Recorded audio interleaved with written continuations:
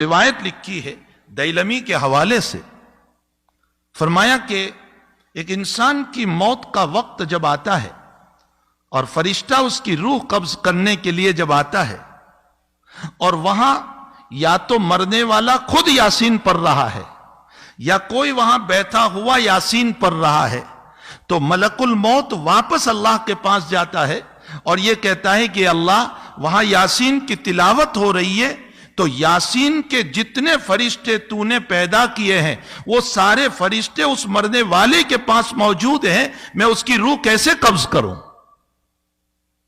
اس کی روح کو میں کیسے قبض کروں؟ وہاں تو سارے فرشتے موجود ہیں۔ تو حدیث شریف میں جناب رسول اللہ صلی اللہ علیہ وسلم نے فرمایا کہ اللہ جنت کا داروغہ، جو جنت کے اندر اللہ تعالیٰ نے بنایا ہے سیکیورٹی گارڈ، اس کا نام رضوان ہے۔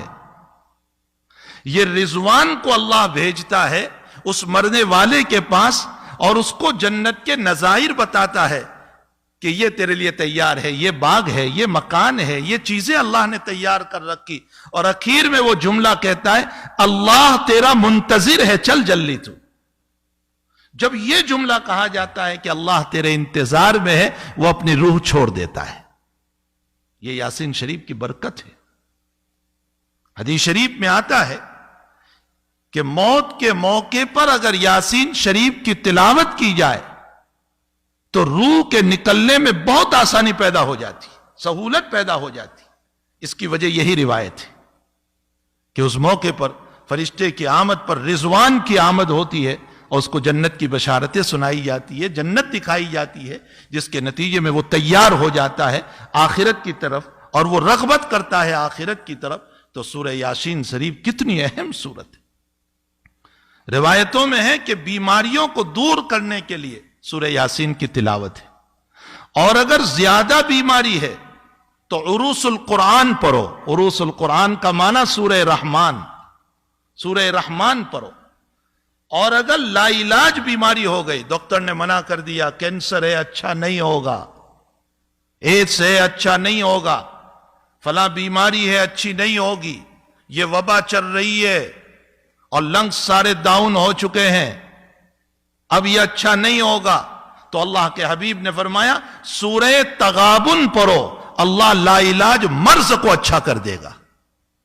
کتنی دیر لگتی ہے سورہ تغابن؟ 2 رکوع کی صورت ہے۔ یاسین شریف، سورہ رحمان، سورہ تغابن، ان صورتوں کے اندر اللہ نے کتنے فضائل رکھے۔ اور اگر الحمد شریف، اللہ اکبر، اللہ تعالیٰ قرآن کریم میں الحمد شریف کے باب میں یوں فرماتے ہیں کہ سبع المثانی والقرآن العظیم، فرمایا پورا قرآن اگر آپ کو دیکھنا ہو تو الحمد شریف ہے۔ اسی لیے روزانہ اہتمام کیا جائے الحمد شریف کے باب میں۔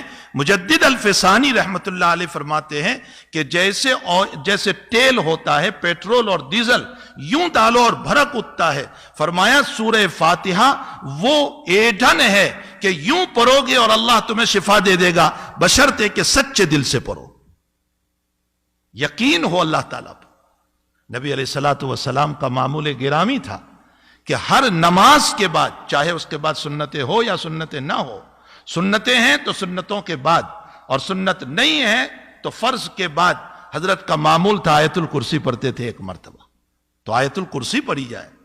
سورہ ناس اور فلق کے باب میں لکھا ہے کہ جو انسان ہر نماز کے بعد سورہ ناس اور فلق کو پڑھے گا، اللہ حاسدین کے حسد سے، جناتوں کے شرارتوں سے، بد اخلاق انسانوں کی شرارتوں سے اللہ اس کی حفاظت کرے گا۔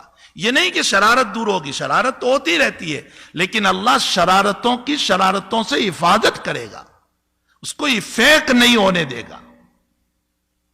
ایک حدیث شریف میں حضور پاک صلی اللہ علیہ وسلم نے فرمایا اگر تمہاری دنیا کے باب میں مسئلہ یہ ہو گیا کہ آمدنی کم ہو گئی، حالات ٹھیک نہیں ہے، ضرورتیں پوری نہیں ہو رہی ہے، آج سارے لوگ کہہ رہے ہیں نا ضرورتیں پوری نہیں ہو رہی ہے، آمدنی کم ہو گئی ہے، دکان ٹھیک نہیں چل رہی ہے، جاب نہیں مل رہا ہے، پریشانیوں میں مبتلا ہو گئے، اللہ کے نبی فرماتے روزانہ سورۃ الواقعہ کی تلاوت کرو۔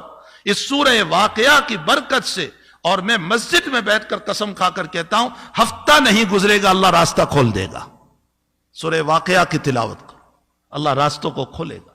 جگہ جگہ جگہ جگہ ہمارے پاس علاج موجود ہے اور ہم صرف چلا رہے ہیں کہ یہ ہو گیا, وہ ہو گیا, فلاں ہو گیا, بیماریاں ہیں, مصائب ہے, حالات ہیں.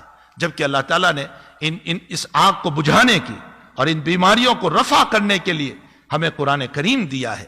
ہمیں چاہیے کہ اس عظیم المرتبت قرآن کی روزانہ تلاوت کریں. کم سے کم 1 مرتبہ یاسین شریف روزانہ پڑھنا چاہیے, کم سے کم. اور سورہ کہف کے باب میں ہے, حضور پاک صلی اللہ علیہ وسلم نے فرمایا جو انسان سورہ کہف کی تلاوت کرے گا اللہ دجالی فتنوں سے محفوظ رکھے گا اس کو. اگر دجال آ گیا تو دجالی فتنوں سے محفوظ رکھے گا. چلو آپ کہو گے ہمارے وقت میں دجال کہاں, ارے وہ بڑا دجال نہیں, چھوٹے دجال تو ہیں دنیا میں بہت سارے, جو فتین لوگ ہیں, فتنہ کرتے رہتے ہیں, لوگوں کو جو ہیں پریشان کرتے رہتے ہیں, حالات میں ڈالتے رہتے ہیں. یہ چھوٹے دجال کا معنی کیا ہے؟ فریب دینا, دھوکہ دینا. یہ لوگ آج تو موجود ہیں. اور ایک